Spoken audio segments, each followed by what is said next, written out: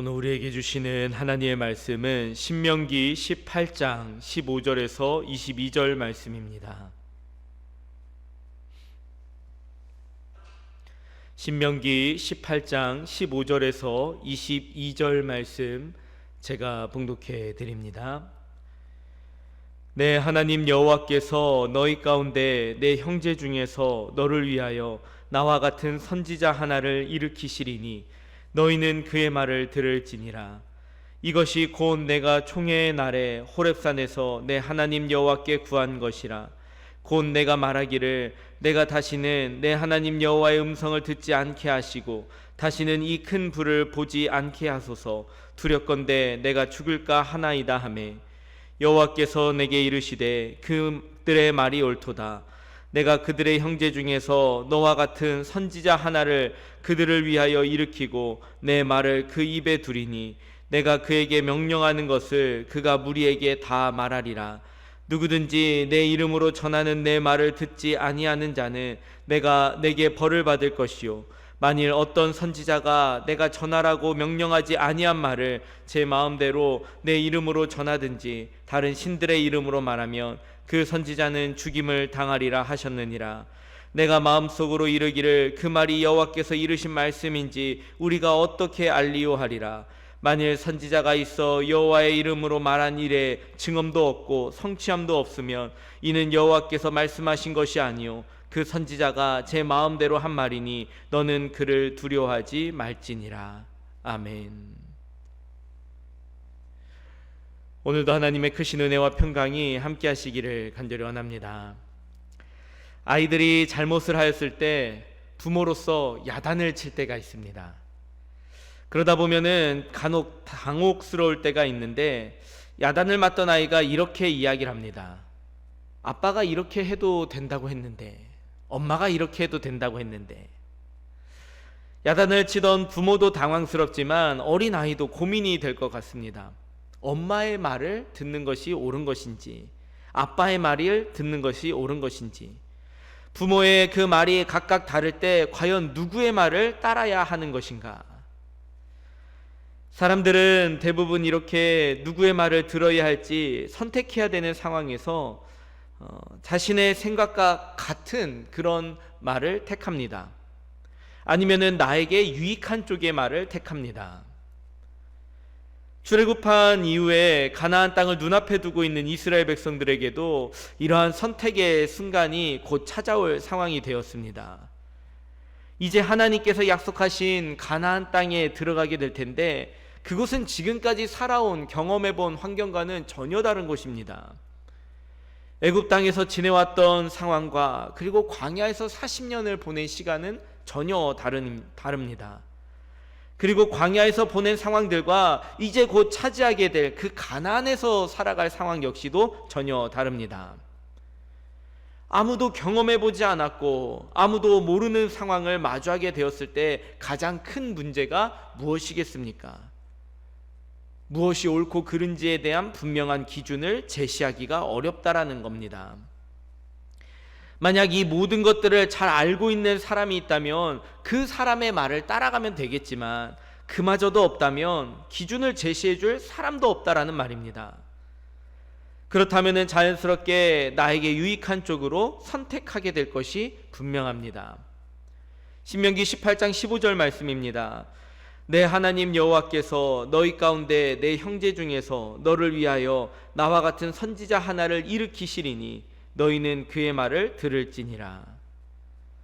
누구의 말을 들을지, 그래서 무엇을 기준으로 삼고 어떻게 결정한 것인지를 고민하지 말고 너희 가운데 선지자 하나를 일으키리니 너희는 그의 말을 들어라 라고 말씀하십니다.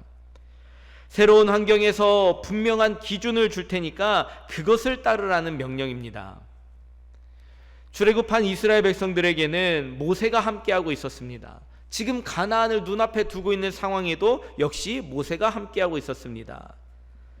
모세는 이스라엘 백성들을 이끌고 출애굽하였던 하나님께서 세우신 인도자입니다.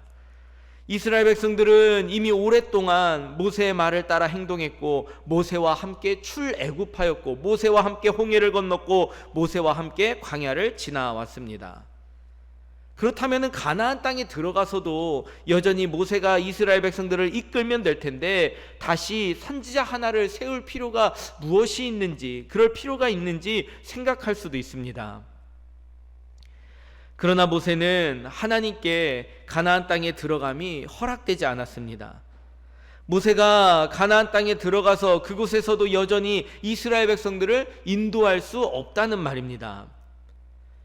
지금까지 출애굽의 과정에서부터 광야에 들어오기까지, 그리고 광야에서의 40년의 시간을 보내며 가나안 땅을 눈앞에 두기까지 이스라엘 백성을 인도하며 수고하였던 이 모세가 없다면 이스라엘 백성들은 앞으로 누구의 인도를 따라서 살아갈 수 있겠습니까? 아마도 큰 환란에 빠지거나 아니면은 각각 자기의 소견에 옳은 대로 행동하게 될 것이 분명합니다. 신명기 18장 18절 말씀입니다. 내가 그들의 형제 중에서 나와 같은 선지자 하나를 그들을 위하여 일으키고 내 말을 그 입에 두리니 내가 그에게 명령하는 것을 그가 무리에게 다 말하리라. 하나님께서는 이스라엘 백성을 위해 가나안 땅에 들어가서 모세를 대신할 선지자 한 명을 세우리라고 약속하셨습니다. 하나님께서 선지자를 약속해 주셨다는 것이 무엇을 의미하겠습니까? 그들이 가나안 땅에서 하나님을 떠나지 않고 잘 살아갈 수 있도록 분명한 기준을 정해 주셨다는 말입니다. 그리고 그 기준을 따라서 선택하고 살아갈 때 복과 은혜를 누리며 여전히 살아갈 수 있도록 하나님께서 은혜를 허락해 주셨다는 말입니다. 오늘 함께 읽은 말씀의 앞부분을 보면 하나님께서 모세와 같은 선지자를 세우셔서 기준을 정하여 주신 이유에 대해서 분명히 나타내 보이고 있습니다. 신명기 18장 9절 말씀입니다. 내 하나님 여호와께서 내게 주시는 땅에 들어가거든 너는 그 민족들의 가증한 행위를 본받지 말 것이니. 한마디로 이스라엘 백성들이 가나안 땅에 들어가서 그곳에 살고 있는 가나안 거민들의 삶을 본받지 않고 따르지 않게 하기 위함입니다. 가나안 땅에 처음 들어간 이스라엘 백성들에게 그들의 삶이 좋아 보일 수도 있고 그들의 삶이 참으로 즐거워 보일 수도 있고 유익해 보인다고 그들의 삶의 모습을 선택하여 따르지 않게 하기 위함입니다. 하나님은 가나안 문화를 가증한 행위라고 분명하게 말씀합니다. 광야에서 떠돌아다니며 살았던 이스라엘 백성들의 눈에는 가나안의 문화가 화려해 보일 수도 있습니다. 풍요로워 보일 수도 있습니다. 좋아 보일 수도 있습니다. 자신들의 생각에 흡족해 보일 수도 있겠지만 그것은 하나님 앞에서 가증한 것이라는 것을 분명히 말씀해 주십니다. 여러분, 기준이 없으면 내 눈에 좋아 보이는 것을 따를 수밖에 없습니다. 기준이 없으면 내 마음에 흡족한 것을 택할 수밖에 없습니다. 기준이 없으면은 나에게 편리한 것을 선택할 수밖에 없습니다.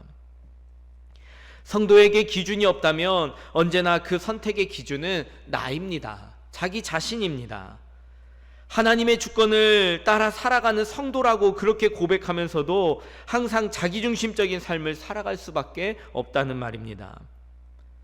그러므로 하나님께서는 가나안 땅에 함께 들어가지 못하는 이 모세를 대신하여서 한 선지자를 세웠습니다. 그래서 여전히 하나님 앞에 가증한 일을 따르지 않는 기준으로 세우고자 하셨던 것입니다.